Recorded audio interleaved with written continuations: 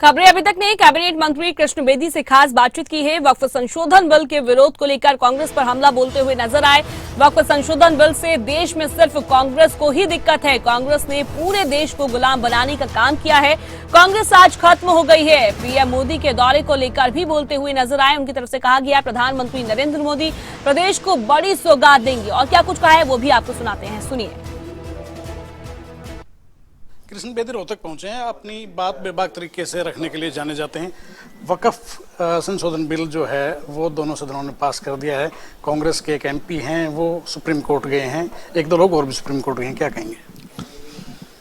देखिए, जब देश का बंटवारा हुआ, वो बंटवारा ही इसी बात को लेकर हुआ था कि मुस्लिम इस देश में सुरक्षित नहीं है।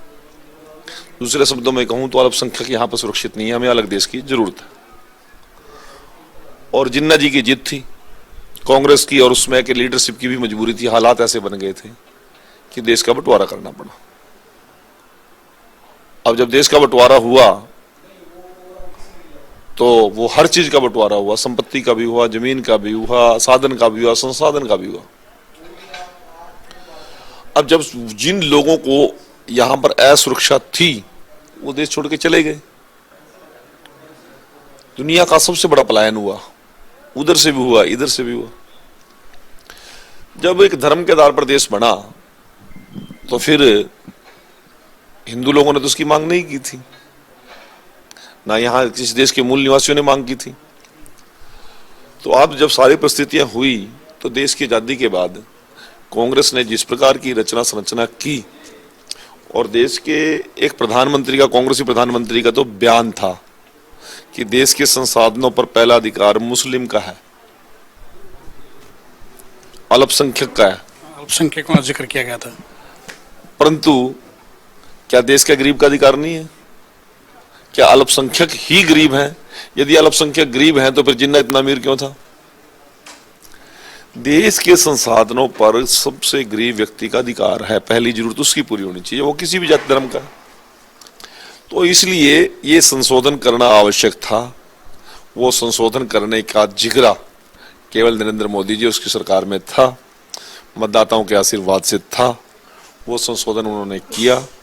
आज किसी व्यक्ति विशेष को कोई समस्या नहीं है। समस्या तो केवल और केवल और केवल कांग्रेस को और विपक्ष के लोगों को है। कांग्रेस कह रही है कि धर्म के मामलों में आप लोग हस्तक्षेप कर रहे हैं। कांग्रेस को समस्या है जिसको पूरे देश में कोई सुनने के लिए तैयार नहीं, जिस कांग्रेस का कोई वाली वारस नहीं, ना कोई नेता है, ना नीयत है, ना नीति है।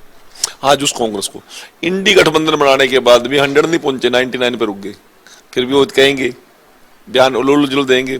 किन विदेशी ताकतों के हाथ में ये कांग्रेस खेल रही है ये देश की जनता समझ चुकी है, और उसी का रिजल्ट ये है कि आज पूरे देश के अंदर कांग्रेस का सुपड़ा साफ हो गया, कहीं नाम लेवा बचा नहीं है। डॉक्टर BR अम्बेडकर जी की जयंती अभी 14 अप्रैल को आ रही है।